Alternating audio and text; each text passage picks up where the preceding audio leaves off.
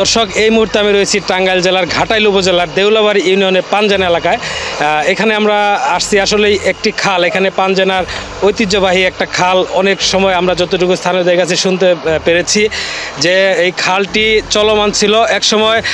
আমি যদি আপনাদের একটু দেখাতে চাই, যে এই খালটিতে অনেক নৌকা চলাচল করত এবং এই এলাকার দরিদ্র শ্রেণীর লোক যারা রয়েছে তারা এই খাল থেকে মৎস্য শিকার করে তাদের জীবিকা নির্বাহ করত।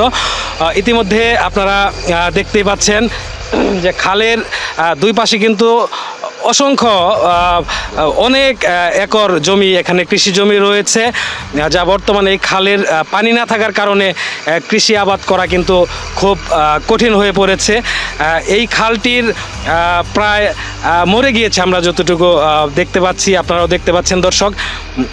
এই খালটি নতুন করে খনন করা হলে আবারও এখানে কৃষি জমিতে মনকে মন, টনকে টন ধান আবাদ হবে এবং এই এলাকার কৃষক যারা রয়েছেন তারা তাদের জীবিকা নির্বাহ করতে পারবে। সেই সাথে যারা এই খাল থেকে মৎস্য শিকার করে তাদের জীবিকা নির্বাহ করত, এখন তাদের চাহিদা যে আবারও এই খালটি পুনরুদ্ধার করে আবারও যেন খনন করা হয়। ইতিমধ্যে আমরা দেখতে পাচ্ছি এই খালটি প্রায় বিলুপ্তি হওয়ার কারণে কিছু কিছু পুকুর, স্থানীয়রা এখানে পুকুর খনন করেছেন এবং পুকুরের পার বেঁধে খালের জমি প্রায় দখলে চলে গিয়েছে। এখন প্রশাসন, আমরা যতটুকু জানতে পেরেছি, প্রশাসন উদ্যোগ নিয়েছে এই খালটি নতুন করে খনন করার জন্য।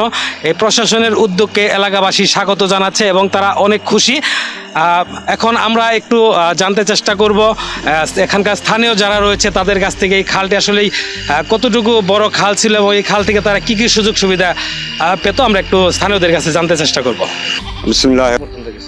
এটা পোড়াবাড়ি, পানজানা, হাজিপুর, রামচন্দ্রপুর মাছ, এই 4টা গ্রামের মাঝামাঝি দিয়া এটা প্রবাহিত হয়েছে পাকুটিয়া পর্যন্ত।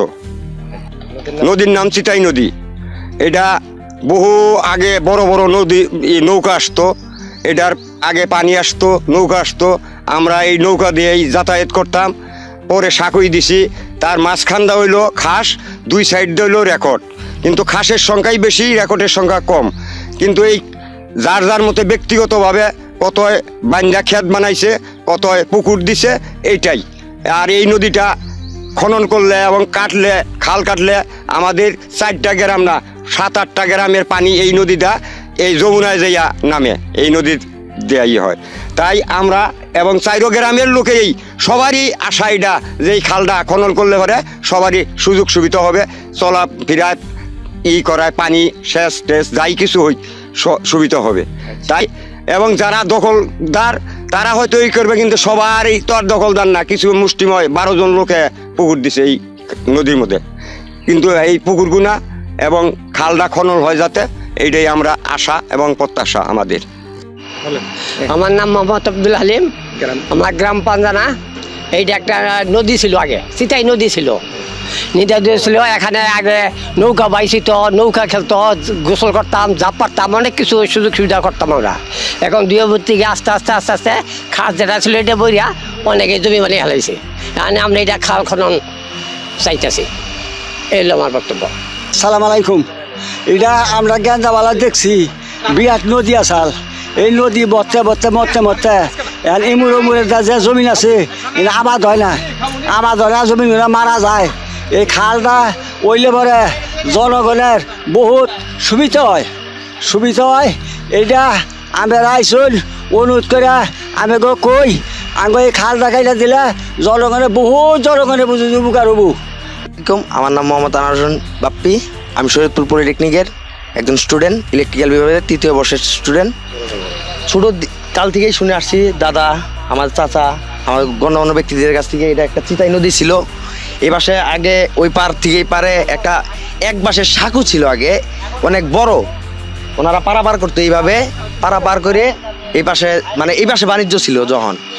কিন্তু একটা ধীরে ধীরে সময়ের পরিবর্তনে খালটা দখল হয়ে গেছে, ভরে গেছে, তার কোনো পরিচর্যা নাই বলেই চলে। এইদিকে আমাদের আসলে গ্রামটা একটা অবহেলিত পর্যায়ে রয়েছে। এই নদীটা অবহেলার কারণে একটা বিলুপ্ত হয়ে গেছে।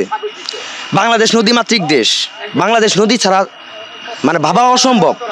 বাংলাদেশের নদীমাতৃক দেশ, নদীর মাছ এইখানে অনেক আগে আমি শুনতাম দেখি নাই, যেহেতু শুনতাম দাদার কাছ থেকে গল্প, যেখানে অনেক মাছ ওনারা মারতো, অনেক মাছ ধরাতো এবং তারা বাজারে বিক্রি করার মতো এরকমই করতো, অনেকে জীবিকা নির্বাহ করতো এখান থেকে মাছ মেরে।